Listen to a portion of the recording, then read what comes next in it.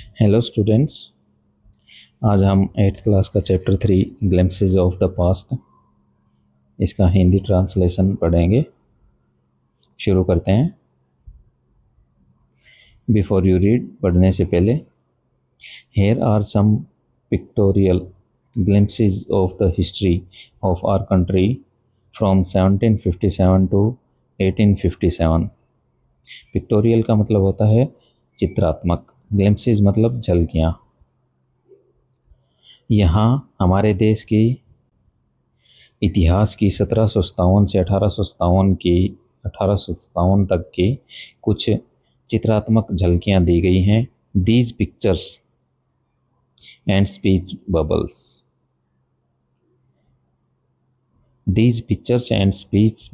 will help clarify your understanding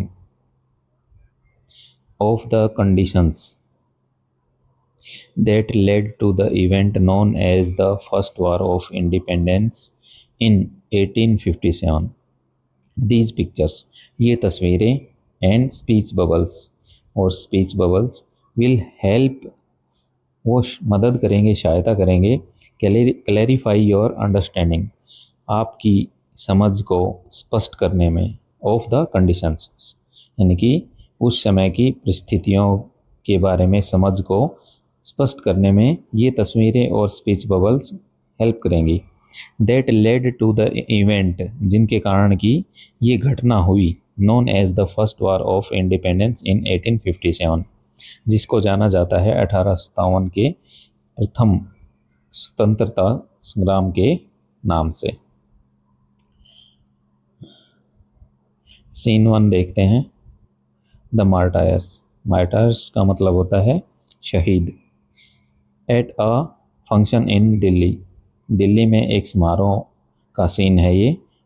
यहाँ पे एक सिंगर हैं जिनका नाम लता मंगेशकर जी हैं, वो एक सॉन्ग सुना रही हैं। O my countryman, let your eyes fill with tears as you recall the sacrifices of the martyrs. Countryman मतलब देशवासियों, सेक्रीफाइसेस बलिदान, कुर्बानी। ये बहुत ही प्रसिद्ध गाना है। ए मेरे वतन के लोगों, जरा आँख में भर लो पानी, जो शहीद हुए हैं उनकी जरा याद करो कुर्बानी। सीन 2 देखते हैं। द कंपनीज कंक्विस्ट्स, कंपनी की विजय। 1757 टू 1849, 1757 से लेके 1849 तक। With its superior weapons the British East India Company was extending its power in 18th century India. Superior का मतलब होता है उन्नत, उत्कृष्ट, यानी कि अपने उत्कृष्ट हथियारों के द्वारा ब्रिटिश ईस्ट इंडिया कंपनी 18वीं शताब्दी के भारत में अपनी शक्ति को बढ़ा रही थी। इंडियन प्रिंसेस वर शॉर्ट साइटेड, शॉर्ट साइटेड का मतलब होता है अदूरदर्शी। भारतीय राजा अदूरदर्शी थे। दैट अपस्टार्ट राजा बा call the English merchants, they will help me to defeat him. वो कल का बना हुआ राजा, कॉल द इंग्लिश मर्चेंट्स, अंग्रेज व्यापारियों को बुलाओ, दे विल हेल्प मी, वो मेरी सहायता करेंगे, टू डिफीट हिम, उसको हराने में।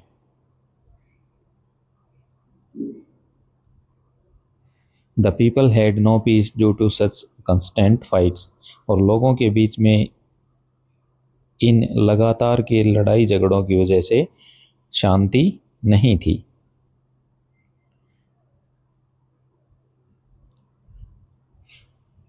The rivalries helped the East India Company and it could easily subdue Indian princes one by one। और इस प्रकार की उनकी आपसी प्रतिस्पर्धा के कारण ईस्ट इंडिया कंपनी एक एक करके सभी भारतीय राजाओं को हराने में कामयाब रही। उनकी आपसी प्रतिस्पर्धा ने ईस्ट इंडिया कंपनी की हेल्प की और it could easily subdue Indian princess one by one, और इस प्रकार उन्होंने एक एक करके सभी भारतीय राजाओं को आसानी से हरा दिया।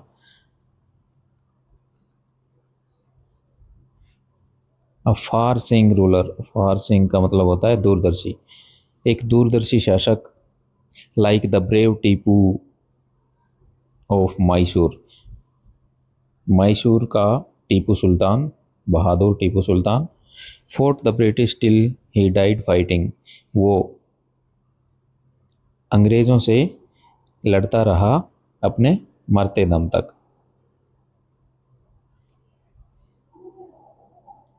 How did Indians react to these conquests, East India Company यानी कि अंग्रेज़ों की जो विजय जीत थी उनके प्रति क्या प्रतिक्रिया थी, क्या प्रतिक्रिया रही भारतीयों की, देखते हैं। Thank God there is peace in country now, भगवान का शुक्र है कि अब देश में शांति है। नो मोर वार्स, अब ना तो युद्ध हैं, and no looting by thugs, और ना ही ठगों के द्वारा लूटपाट की जा रही है। इट इज़ गॉड, ये भगवान ही है, हु सेंड द ब्रिटिश, जिन्होंने अंग्रेज़ों को भेजा है। Are destiny is linked with them, हमारा भाग्य उनके साथ जुड़ा हुआ है। The white man has killed और डीथ्रोन्ड आर किंग्स, वाइट मैन मतलब अंग्रेज़, अंग्रेज़ों ने या तो हमारे राजाओं को मार दिया है या फिर उन्हें अपदस्थ कर दिया है, यानी कि पद से हटा दिया है। सम किंग्स वर नॉट गुड, कुछ राजा अच्छे नहीं थे, but after all they were of this land, लेकिन आखिरकार वो थे तो इसी भूमि से, यानी कि हमारे अपने ही थे। Now we have become slaves of foreigners, और स्लेव का मतलब होता है गुलाम, और अब हम विदेशियों के, फॉरनर्स के गुलाम बन गए हैं।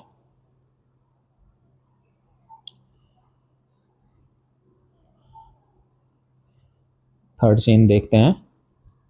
ब्रिटिश रूल, अंग्रेज शासन, 1765 टू 1836, 1765 से लेकर 1836 तक। रिलीजियस, रिलीजियस का मतलब होता है धार्मिक, लीडर्स नेता। Prized ideas, prized ideas like untouchability and child marriage,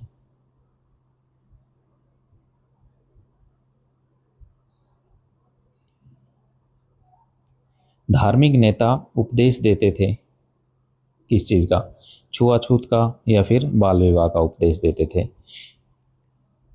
anyone who crosses the seas loses his religion, जो कोई भी समंदर को पार करेगा उसका, जो कोई भी समंदर को पार करेगा उसका धर्म भ्रष्ट हो जाएगा, यानी कि वो अपना धर्म खो देगा।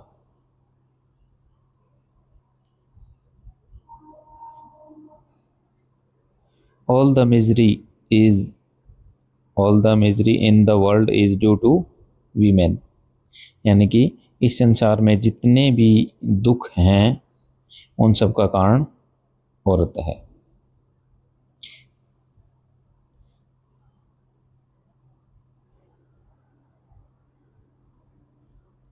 The truth was that Indians had lost self respect, और सच्चाई ये थी कि भारतीय अपना आत्मसम्मान खो चुके थे। The British स्कॉन्ड them,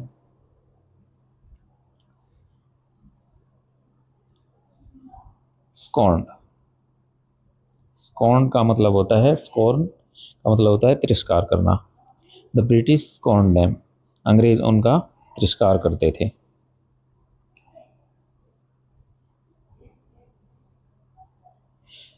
the natives are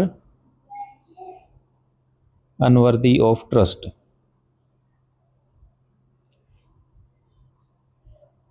incapable of honesty.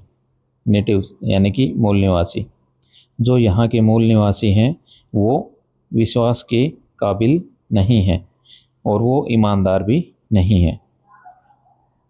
True your honour but I am honest, और फिर ये भारतीय ही कह रहा है कि ये सच है श्रीमान जी, लेकिन मैं ईमानदार हूँ। Being merchants, the British wanted quick profits. Their heavy taxes forced farmers to abandon their fields. Abandon का मतलब है छोड़ देना।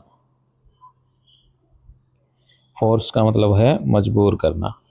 Being merchants, व्यापारी होते हुए, the British wanted, अंग्रेज व्यापारी होते हुए चाहते थे, क्या चाहते थे? क्विक प्रॉफिट्स, कि उन्हें तुरंत लाभ हो। देयर हैवी टैक्सेस, और उनके जो भारी भरकम कर थे उन्होंने मजबूर कर दिया किसानों को अपने खेत, अपनी ज़मीन छोड़ने के लिए। But your man are taking all my crop, लेकिन तुम्हारे आदमी मेरी सारी फसल ले रहे हैं। You are still in arrears, तुम पे अभी भी कर्ज बाकी है। एरियर्स का मतलब होता है कर्ज, बकाया। If you don't pay next week, यदि तुम अगले सप्ताह पे नहीं करोगे, चुकाओगे नहीं, I will send you to the jail, I will send you to jail, मैं तुम्हें जेल में डाल दूंगा।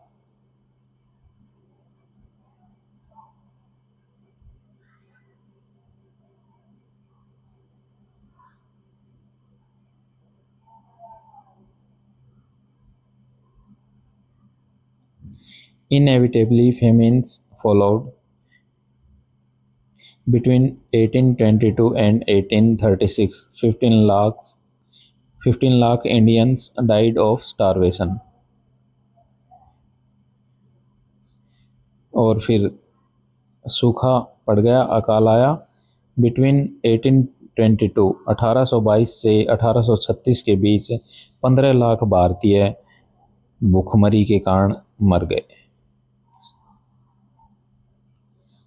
Still, the British invented other methods which gave them more profits. और अभी भी अंग्रेज़ों ने बहुत से तरीके, मेथड्स का मतलब होता है तरीका, बहुत से तरीके निकाल लिए, which gave them more profits, और जिनके द्वारा उन्हें बहुत ज़्यादा लाभ हुआ।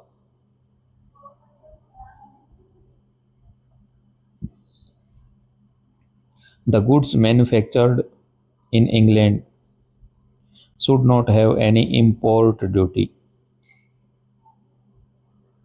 when bought into India. Goods का मतलब होता है सामान, इंपोर्ट ड्यूटी मतलब आयात कर। जब एक देश से दूसरे देश में कोई सामान बेचने के लिए लाया जाता है तो उस पर इंपोर्ट टैक्स लगाया जाता है, आयात कर लगाया जाता है। The goods manufactured in England should not have any import duty, जो सामान जिसका निर्माण इंग्लैंड में हुआ है उस पर कोई भी आयात कर नहीं लगाया जाना चाहिए जब उसे इंडिया में लाया जाए। A good deal, a good idea, ये एक बहुत अच्छा विचार है। The East India companies laws began to cripple Indian industries, और इस प्रकार ईस्ट इंडिया कंपनी के जो कानून थे, नियम थे, उन्होंने भारतीय कारखानों को कुचलना शुरू कर दिया। The British policies ruined the expert artisan and their business, और इस प्रकार जो अंग्रेज़ों की नीतियां थी उन्होंने जो artisans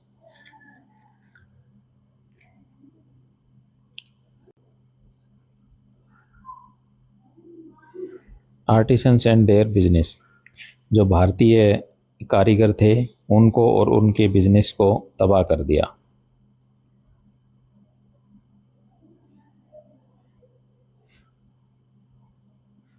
scene number 4, Raja Ram Mohan Roy. 1772 1833, 1772 से लेके 1833 तक, Raja Ram Mohan Roy, a learn man from Bengal, understood what was wrong with the country. Bengal के एक विद्वान व्यक्ति राजा राम मोहन राय समझ गए थे कि देश में क्या गलत हो रहा था। Let us not despise ourselves, हमें अपने आप की उपेक्षा नहीं करनी चाहिए। Our ancient culture is great, हमारा जो प्राचीन कल्चर संस्कृति है वो बहुत महान है। And we are capable of greater achievements, और हम महान उपलब्धियां हासिल करने के काबिल हैं। We must first reform our society, इसके लिए सबसे पहले हमें क्या करना होगा, अपने समाज को, सोसाइटी को सुधारना होगा। Superstitions have been ruining us, superstitions मतलब अंधविश्वास, अंधविश्वासों ने हमें बर्बाद कर दिया है। He told his wife Uma, उसने अपनी पत्नी उमा से कहा, cows are of different colours, गाय अलग अलग रंगों की होती है, but the colour of their milk is the same, लेकिन उन सभी के दूध का रंग एक जैसा होता है। Different teachers have different opinions, but the essence of every religion is the same. Different teachers have different opinions, यानी कि अलग अलग टीचर्स या फिर कहें उपदेशकों के विचार, उनकी राय अलग अलग हो सकती है, लेकिन उसका सार जो है, सभी धर्मों का सार एक ही है।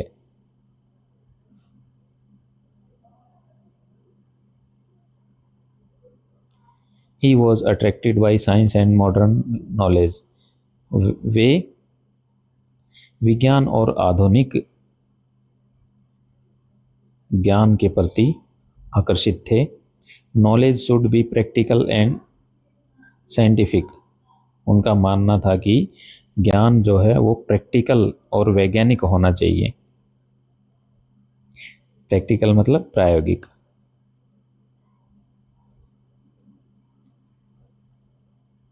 He crossed the seas and went to the England to see what made the British powerful.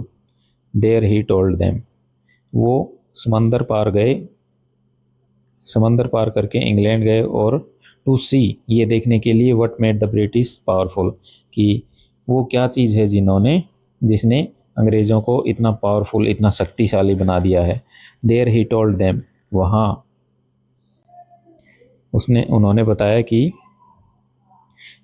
We accept you as rulers, हम तुम्हें अपना शासक स्वीकार करते हैं। And you must accept as subjects, लेकिन तुम्हें भी हमें अपनी प्रजा मानना चाहिए। But you must remember the responsibility of a ruler owes to his subjects, लेकिन ये बात याद रखो कि प्रजा की जिम्मेदारी एक राजा की ही होती है।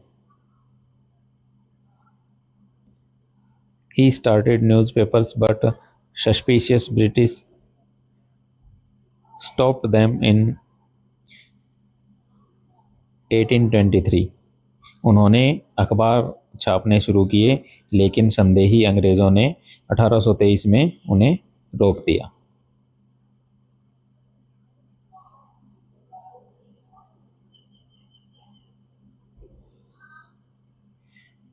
फिफ्थ सीन में देखते हैं ऑपरेशन। ऑपरेशन का मतलब होता है अत्याचार। 1765 टू 1835, 1765 से 1835 तक। But the British continued to oppress Indians, लेकिन अंग्रेज़ों ने भारतीयों पर अत्याचार जारी रखे। इन 1818 1818 में दे हैड पास्ट रेगुलेशन 3 और 1818 में उन्होंने विनियमन 3 विनियमन 3 पास किया। अंडर इट इसके अनुसार an Indian could be gelled without trial in a court. इसके अनुसार किसी भी भारतीय को कोर्ट में न्यायालय में पेश किए बिना ही जेल में डाला जा सकता था।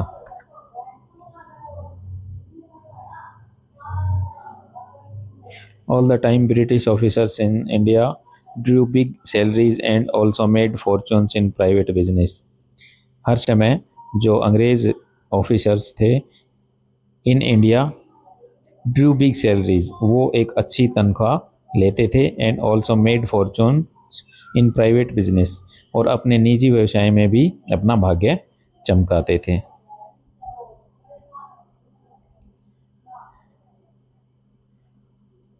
By 1829 Britain was exporting British goods worth 7 crore rupees to India. 1829 तक ब्रिटेन भारत में 7 करोड़ रुपए की कीमत का सामान भारत में भेज रहा था।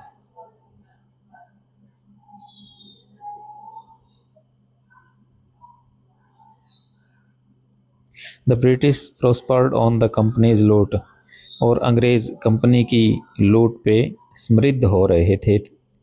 While Indian industries began to die, और जबकि जो भारतीय इंडस्ट्रीज थी वो खत्म होने की कगार पे थी। Governor general Bentinck reported back home, governor general Bentinck ने वापसी रिपोर्ट दी जाके। The bones of cotton weavers are bleaching the plains of India, यानी कि कपास बुनने वालों की हड्डियां भारतीय खेतों की सिंचाई कर रही हैं, यानी कि उनकी हड्डियां खेतों को सींच रही हैं।